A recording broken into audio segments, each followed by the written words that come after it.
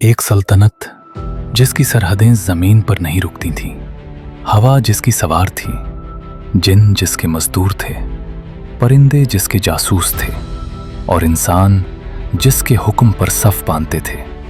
ये कोई अफसाना नहीं, ये तारीख का वो बाब है जिसे कुरान ने खुद बयान किया। ये थे हज़रत सुलेमान अलैहिस्सलाम, वो नबी, वो बादशाह जिसकी हुकूमत ताकत से नहीं शुक्र से कायम थी। वो तख्त पर बैठते तो सर झुका होता, वो हुक्म देते तो दिल कांपता था अपने रब के सामने। ये वो वारिस थे जो हज़रत दाऊद अलैहिस्सलाम के बाद ना सिर्फ तख्त के बल्कि नबूवत के भी वारिस बने। कुरान कहता है, हमने दाऊद और सुलेमान को इल्म अता किया और सुलेमान ने कहा, तमाम तारीफ़ें अल्लाह के लिए हैं जिसने हमें अपने बहुत से बंदों पर फजीलत दी। ये जुमला सिर्फ शुक्र नहीं था, ये ऐलान था कि ताकत मेरी नहीं मेरे रब की है। ज़रा तसव्वुर करो, सुबह का वक्त, सूरज अभी पूरा निकला नहीं, हवा में खामोशी है, फिर एक हुक्म आता है और ज़मीन पर हरकत शुरू हो जाती है। इंसानों के लश्कर कतार दर कतार, जिन्नात के गिरोह आग जैसे वजूद, आंखों में चमक और आसमान पर परिंदों के झंड साए बनाते हुए। ये कोई बेतरतीब हुजूम नहीं था, ये एक मुनज़्ज़म बाकायदा जवाबदा फौज थी। कुरान कहता है, सुलेमान के लिए लश्कर जमा किए जाते थे और उन्हें रोक कर तरतीब दी जाती थी। फिर वो लम्हा आया जिसने सिखा दिया कि असल अज़मत ऊंचाई में नहीं झुकने में है। लश्कर चल रहा था वादी नमन में, ज़मीन लरज़ रही थी, पाँव के नीचे मिट्टी दब रही थी। तब एक चींटी बोली, छोटी सी आवाज़ मगर पैगाम बहुत बड़ा। ऐ चींटियों, अपने बुलों में चले जाओ कि सुलेमान और उसका लश्कर तुम्हें कुचल न दे और वो जानते भी ना हो। सोचो, एक चींटी और अल्लाह के नबी की समात। हज़रत सुलेमान अलैहिस्सलाम वहीं रुक गए, ना आगे बढ़े, ना गुस्सा किया, ना नज़रअंदाज किया, बल्कि मुस्कुरा दिए। फिर फौरन सर झुका दिया, कहा, ऐ मेरे रब, मुझे तौफीक दे कि मैं तेरी इन नेमतों का शुक्र अदा करूं जो तूने मुझे और मेरे वालिद को अता की, और मुझे नेक बंदों में शामिल फरमा। यही वो लम्हा है जहां बादशाह नबी साबित होता है। अल्लाह ने हज़रत सुलेमान अलैहिस्सलाम को एक ऐसी नेमत दी जो किसी बादशाह को नहीं मिली, मखलूक की ज़बान का इल्म। परिंदे सिर्फ परिंदे नहीं थे, वो पैगाम रसां थे, खबरें लाने वाले थे, दूर दराज की रियासतों पर नज़र रखने वाले थे। एक दिन लश्कर का जायज़ा लिया गया, हर परिंदा मौजूद था मगर एक गायब था, हुदहुद। हज़रत सुलेमान अलैहिस्सलाम का चेहरा संजीदा हो गया। कहा, मैं हुदहुद को क्यों नहीं देख रहा? या तो वो मौजूद है या मैं उसे सख्त सज़ा दूंगा या ज़िबा कर दूंगा, मगर ये कि वो कोई वाज़ेह दलील लेकर आए। ये गुस्सा नहीं था, ये जिम्मेदारी का सवाल था। कुछ ही लम्हों बाद फ़ज़ा में फड़फड़ाहट हुई, हुदहुद आ गया, लेकिन खाली हाथ नहीं, सबा की खबर और शिर्क की निशानदेही। हुदहुद ने कहा, मैं ऐसी खबर लाया हूं जिसका आपको इल्म नहीं।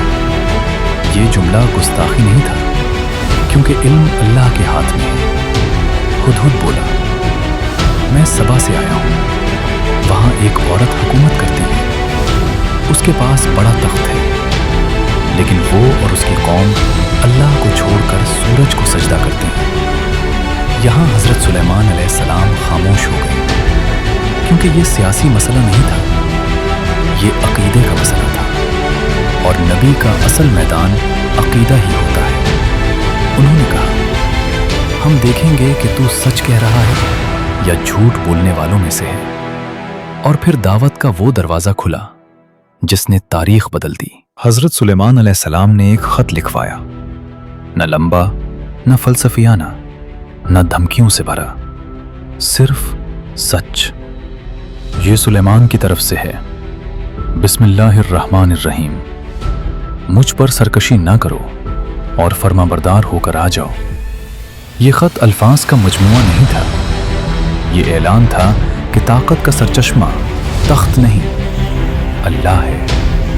हुदहुद ख़त लेकर उड़ा और सबा की तारीख नया मोड़ लेने लगी। सबा की सरजमीन जहां दौलत थी, तख्त था, अक्ल थी, मगर तौहीद नहीं थी। मलका ने ख़त पढ़ा, एक आम ख़त नहीं, ये वो तहरीर थी जिसमें गुरूर की कोई जगह नहीं थी और धमकी की कोई ज़रूरत नहीं थी। बिस्मिल्लाहिर्रहमानिर्रहीम, यही तो वो जुमला था जिसने मलका को चूका दिया। कहने लगी, ऐ दरबारियों, मेरे पास एक मुअज़्ज़ज़ ख़त आया है, ये सुलेमान की तरफ से है और वो मुझसे मुतालबा नहीं, दावत दे रहा है। मलका बिल्कीस ने फ़ौरन जंग का ऐलान नहीं किया। उसने कहा, जब बादशाह किसी बस्ती में दाखिल होते हैं तो उसे तबाह कर देते हैं और इज़्ज़त वालों को ज़लील कर देते हैं। उसने फैसला किया, पहले नीयत को परखा जाए। तोहफे भेजे गए, सोना, चांदी, जवाहरात, वो सब कुछ जिसके लिए आम बादशाह झुक जाते हैं।